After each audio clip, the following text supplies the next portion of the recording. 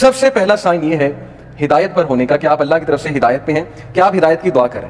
یہ پہلا سائن ہے کہ اللہ آپ سے پلیزڈ ہے اور آپ ہدایت پر ہیں. کیونکہ جو انسان دعا ہی نہیں کر رہا, وہ دوسروں کو کہتا ہے میرے لیے ہدایت کی دعا کرو, میرے لیے ہدایت کی دعا کرو, لیکن خود اس نے کبھی نہیں کی, خود اس نے کبھی ہاتھ نہیں اٹھائے, تو آپ کا کیا خیال ہے اسے ہدایت آ جائے گی؟ الا یہ کہ اللہ تعالیٰ کو بہت بڑا احسان اس پہ کر دیں, کو بہت ہی اس کی بات انہیں پسند آ جائے, ادروائز بہت مشکل ہے.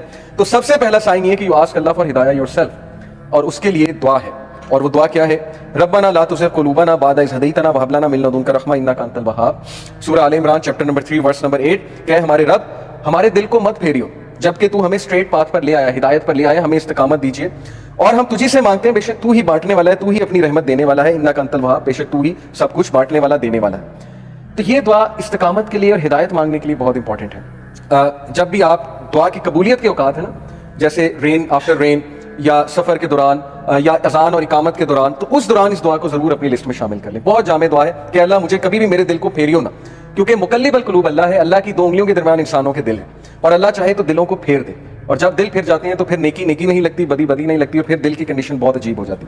تو پہلی چیز, پہلا سائن ہے that you are asking Allah for ہدایہ. Second sign that you are turning to Allah after sinning. انسان کے ہدایت پہ ہونے کی نشانی یہ ہے کہ وہ گناہ کرنے کے بعد اکڑتا نہیں ہے, بلکہ اللہ کی طرف رجوع کرتا ہے, اللہ کی طرف بھاگتا ہے. جیسے اللہ نے کہا نا ففروا الی اللہ, کہ بھاگو اپنے رب کی طرف, سارے کے سارے.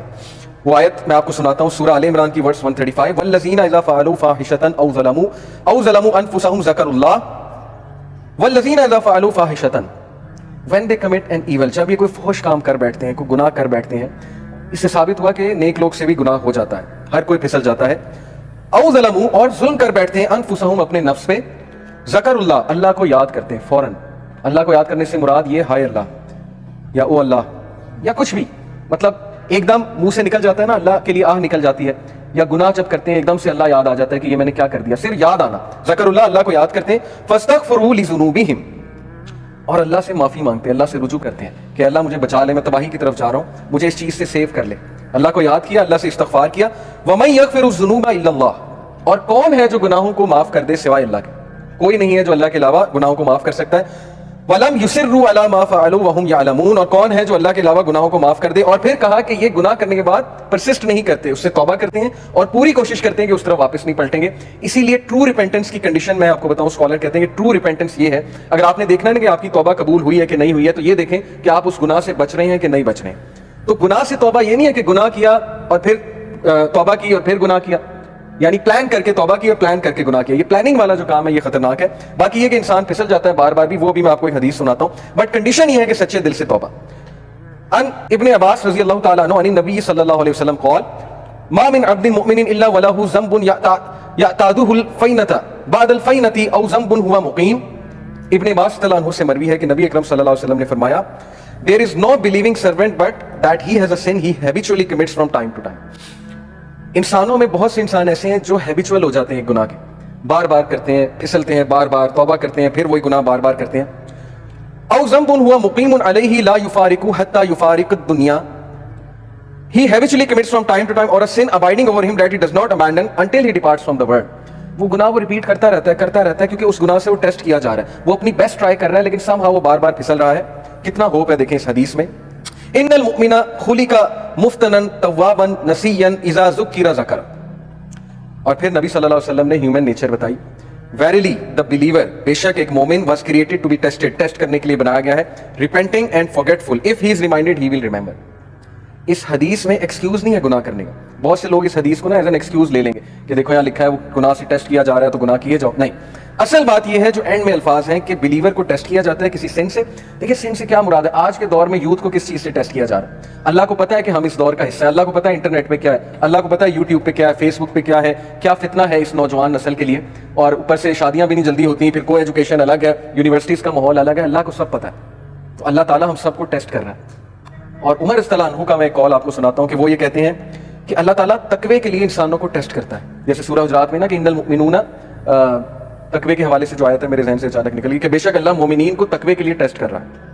تو یہ ہم سب کا تقوی کا ٹیسٹ ہو رہا ہے کہ تمہارے پاس اپرچونٹی کھلی ہے, انسٹاگرام ہے, فیس بک ہے, سب کچھ ہے, اب اپنے جوہر دکھاؤ, اب اپنے وہ اندر کے اس ہیرو کو جگاؤ, اپنے نفس پہ قابو کر کے دکھاؤ, اور اللہ تعالیٰ ریوارڈ کرنے والا ہے. تو اس لیے بلیور جو ہے وہ ٹیسٹ کیا جاتا ہے. ہم میں سے ہر بندہ ٹیسٹ کیا جائے گا کسی ایڈکشن سے, کسی چیز سے, کسی سن سے. لیکن अल्लाह को वो पसंद है जो रिपेंट करता है, बार बार फॉरगेट कर जाता है लेकिन बार बार पलटी खाता है। झपटना पलटना, पलट कर झपटना लहू गर्म रखने का है एक बहाना। तो पलटता है, बार बार झपटता है, गिरता है फिर उठता है, गिरता है फिर उठता है, अपने आप को डाउन नहीं करता, घुटने नहीं टेकता गुनाह के आगे, खड़ा होता है, मुकाबला करता है। If he is reminded he will remember. और उसकी हिदायत की निशानी है कि जब उसे रिमाइंडर दिया जाए वो रिमाइंडर लेता है, आकड़ नहीं दिखाता आगे से। ये नहीं कहता माइंड योर ओन बिजनेस, तुम्हें क्या तकलीफ है, मैं जो मर्जी करूं। अब तो लोग ऐसे कहते हैं ना कि तुम्हें क्या तकलीफ है, मैं जो मर्जी करूं। तो हिदायत की निशानी है कि जब उसे रिमाइंड कराया जाए, रिमाइंडर उसे अफेक्ट करता है। और यकीन कीजिए हमारी मेजॉरिटी यूथ इस कैटेगरी में फॉल करती है। हम जज कर लेते हैं किसी की ड्रेसिंग से, जैसे खवातीन है यूनिवर्सिटी में, आपको पता है ड्रेसिंग किस तरह की होती है, हम उन्हें देख के जज कर लेते हैं कि लो जी ये तो ड्रेसिंग ऐसी है, लिहाजा ये तो वैसे ही जो है इस्लाम से बहुत दूर है। क्या पता आप उन्हें रिमाइंडर दें, क्या पता कोई एक हदीस सुनाएं, क्या पता वैसे ही इन्वाइट करें किसी हलका में, वो कि अल्लाह रसूल की बात सुने और उन्हें इफेक्ट कर जाए और उनका दिल तब्दील हो जाए, चेंज हो जाए। इसलिए कभी भी जज किसी को ना करें, रिमाइंडर दें। फज़क्किर इन नफ़ात ज़िक्र सयज़्ज़करु मन यख़शा, नसीहत करो दूसरों को अगर नसीहत उसको फायदा देती है। जो अल्लाह से डरने वाला है, जो हिदायत पे है, वो नसीहत पकड़ लेगा। हमारा काम है नसीहत करना, हमारा काम जज करना नहीं है। तो ये हदीस बहुत होपफुल है, बहुत होप दिलाती है कि इंसान बार बार फिसलता है, गुनाह करता है, फॉरगेटफुल है, इंसान का मतलब ही भूलने वाला है। इसीलिए ये हलाकात, ये रिमाइंडर्स बहुत जरूरी हैं कि अपने आप को बूस्ट रखो। कुरान डेली पढ़ना इसीलिए बहुत जरूरी है। जो बंदा रोजाना कुरान पढ़ता है, थोड़ा तदब्बुर करता है, बच जाएगा इंशाल्लाह। बहुत उम्मीद है कि वो इन चीजों से बच जाएगा। तीसरी निशानी कि आप हिदायत पर हैं, ये तो थी ना कि आप अल्लाह की तरफ भागते हैं, रिपेंट करते हैं गुनाहों से। तीसरी निशानी है कि you see your own mistakes. ये बहुत बड़ी निशानी कि आप हिदायत पर हैं, आपका दिल साफ है। अपनी मिस्टेक देखने से क्या मुराद है? हम सब दूसरों की मिस्टेक्स तो देखते हैं, दूसरों से तो बहुत शिकायत करते हैं। क्या हमें अपनी गलतियां नजर आ रही हैं? क्या हमें अपनी खामियां नजर आ रही हैं? अपनी खामियां नजर आना बहुत बड़ी ब्लेसिंग है और ये अल्लाह की तरफ से निशानी है कि अल्लाह आपको पसंद करता है। इसलिए अल्लाह ताला आपको आपकी खामियां दिखाता है कि आप करेक्ट करें, रिफाइन हो, इंप्रूव हो और मजीद बेहतर बन जाए। इसीलिए देखें अल्लाह हमें ऐसी सिचुएशन में डालता है जहां हमारी खामियां एक्सपोज हो। वो एक कोट है ना बड़ा जबरदस्त कि अगर आपके इर्द गिर्द सिर्फ ऐसे लोग हैं ना जो आपकी तारीफ ही करते हैं, तो इसका मतलब आप ग्रो नहीं कर रहे। अगर आपका कोई ऐसा दोस्त नहीं है ना जो आपको आपकी खामियां नहीं बताता या आपको आपके गिरबान में नहीं कभी कभी झांकने पे मजबूर करता, तो इसका मतलब कि आपकी फ्रेंडशिप जो है वो सिर्फ मटेरियलिस्टिक पर्पस के लिए, क्योंकि सिंसियर दोस्त हमेशा आपको करेक्ट करेगा। तो तीसरी चीज मैं आप सबको बता रहा था कि सीइंग वंस ओन मिस्टेक, अपनी गलती देख लेना। उसके बारे में एक आयत आपको सुनाता हूं, सूरह तौबा आयत number 102। And there are others who have acknowledged there since, they had mixed a righteous deed with another that was bad, perhaps Allah will turn to them in forgiveness, indeed Allah is forgiving and merciful। ये किसके बारे में आया था? कुछ सहाबा थे जो गज़वा तबूक पर नहीं जा सके थे।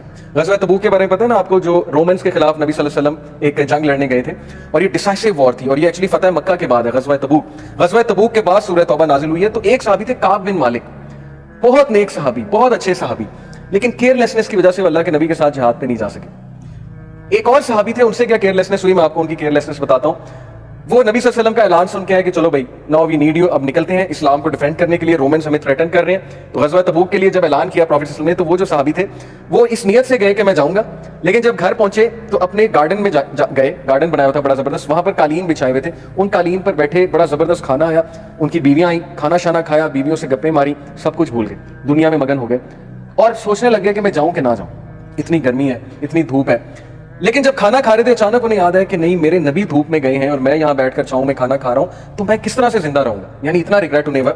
और फिर वो उठे, खड़े हुए और दौड़कर अपने घोड़े को पकड़ा और दौड़कर मैदान जंग में पहुंचे। और नबी सल्लल्लाहु अलैहि वसल्लम ने दूर से उन्हें देखा तो सहाबा को कहा कि मुझे लगता है ये वो है। उस सहाबी का नाम मेरे जहन से निकल गया। जब वो सहाबी करीब आए तो नबी सल्लल्लाहु अलैहि वसल्लम मुस्कुराए और उन्होंने कहा मुझे पूरी उम्मीद थी तुम आओगे। और उन्होंने फिर पूरा वाकया सुनाया कि अल्लाह के नबी इस तरह हो रहा था, लेकिन मुझे अचानक ये याद आया। तो नबी सल्लल्लाहु अलैहि वसल्लम ने कहा तुमने बेशक अपने आप को हलाकत से बचा लिया, अदरवाइज तुम हलाक हो जाते। काब बिन मालिक जो है बहरहाल पीछे रह जाने वालों में से थे और उनके पीछे रह जाने की यही वजह थी कि वो यही सोचते थे जाऊंगा जाऊंगा, करूंगा करूंगा।